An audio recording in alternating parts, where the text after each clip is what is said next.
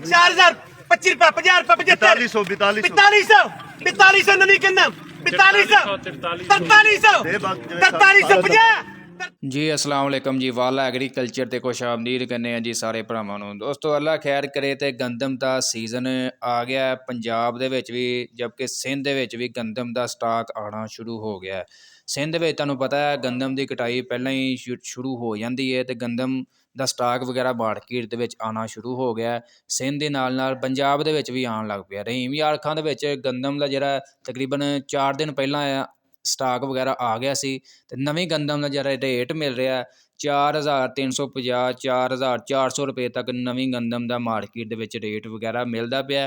ये बरक्स जी पुरानी गंदम है वह रेट तकरीबन ज़्यादा 4600 4700 रुपए तक जो पुरानी गंदम मार्केट के सेल हो रही है। इस तो इलावा जी जी गंदम की इमदादी कीमत है स्पोर्ट्स प्राइस है वह तकरीबन जैसा कि तुहानूं पता निगरान हुकूमत ने वह रेट कढ़िया 4000 रुपए फिक्स किया ही, यानी कि पंजाब सिंध सारे सूबों के एक ही रेट। इस तो इलावा मजीद जी खबर गर्दिश कर रही है कि जी नवीं हुकूमत आई है मुस्लिम लीग नून की वह गंदम की कीमत लाजमी तौर पर रद्दो बदल करेगी तो ज़्यादा जी ज़्यादा इम्कान ने कि ये कह सकते हैं कि रेट मजीद कम हो सकता है।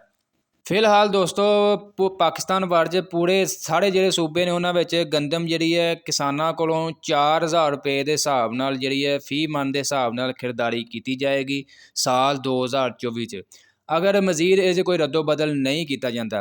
बाकी सिफारिशां तो कीतियां जा रही ने कि गंदम का रेट मजीद घट किया जाए ताकि रिलीफ वगैरह दिता जाए। बाकी अगों तुहानूं पता अल्लाह खैर करे रमज़ान भी आने वाला है तो मजीद कोई किसान पैकेज वगैरह या रमज़ान पैकेज के मजीद गंदम वगैरह की भी कीमत घट करा सकते हैं, आटा भी सस्ता करवा सकते हैं।